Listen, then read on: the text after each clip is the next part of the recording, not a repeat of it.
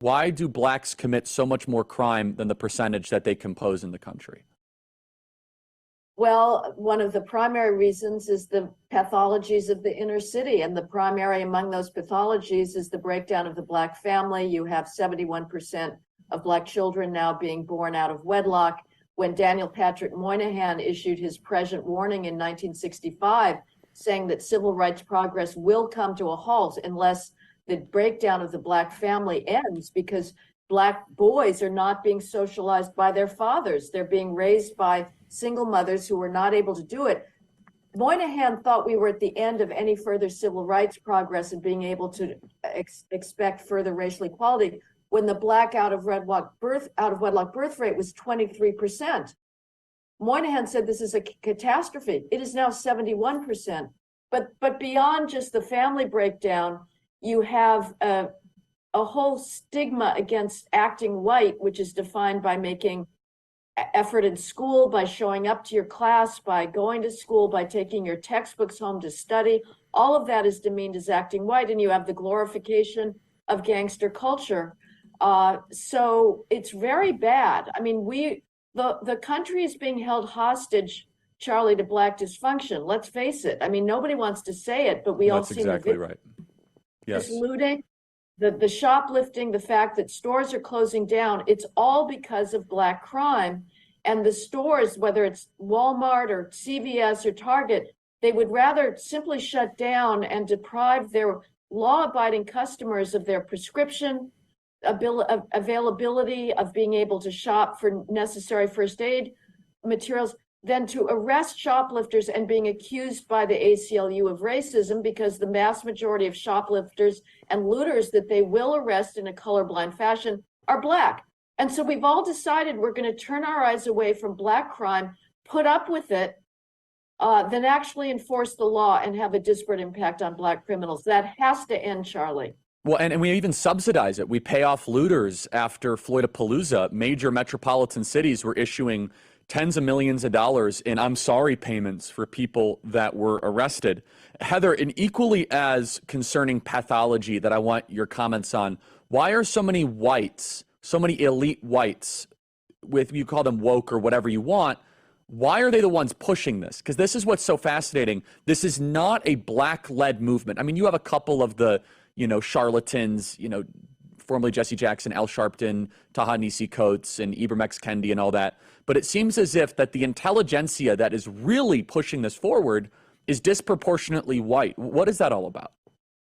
Well, I'm gonna do a little game on you, Charlie, and say that you're engaged in the same white bashing as the elites in a sense, because I hear this all the time from conservative whites who want to hold Blacks harmless and say, well, the problem is us whites, the left-wing elite whites.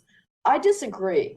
I think it's absolutely mutual codependency. I don't think that Black leaders should get a pass on this. There's far too few that are speaking up for personal responsibility, and the vast majority are playing the race hustle. So it's not just that it's whites foisting this on everybody else. As far as those elite whites, of course, you're absolutely right. You saw this most nauseatingly after George Floyd, with every college president beating his chest and saying, oh, woe is me, I preside over a racist institution. Yes. When Google and Amazon all said they're presiding over racist institutions, and they all pledged to up their hiring of Blacks, even though it's already disproportionate compared to the ratio of actually qualified Blacks.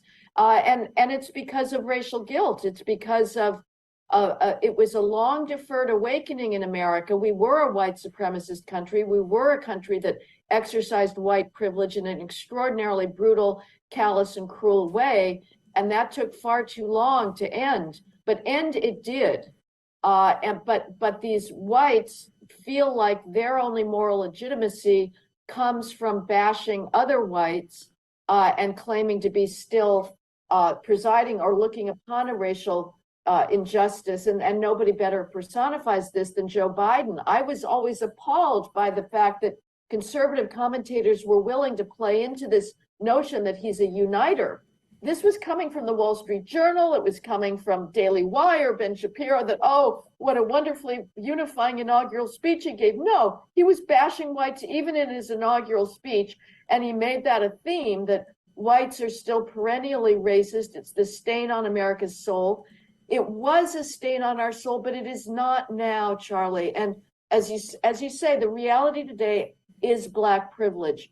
As long as we That's continue to that the only allowable explanation for racial disparities is racism, and that standards that have a racial disparate impact are racist, and we tear them down, we are ending. And white males, you guys, it's over for you. You may be the most qualified applicant to a law school or a law firm. You will be the last considered. You may be a college senior who's done amazing lab work in a cancer lab. During your undergraduate years, you may have the best MCATs. You still will be waitlisted at most of your medical schools simply because you're white and male. Get a grip. See what is happening. Yes. We've figure out a language to. I think, and I appreciated the correction, Heather, because I totally agree 100%. But I would also say, you're right, white males don't get a grip. And that's part of what my question was, is that there is this kind of sitting on the sidelines complacency of whites that are just allowing this anti-white agenda to continue.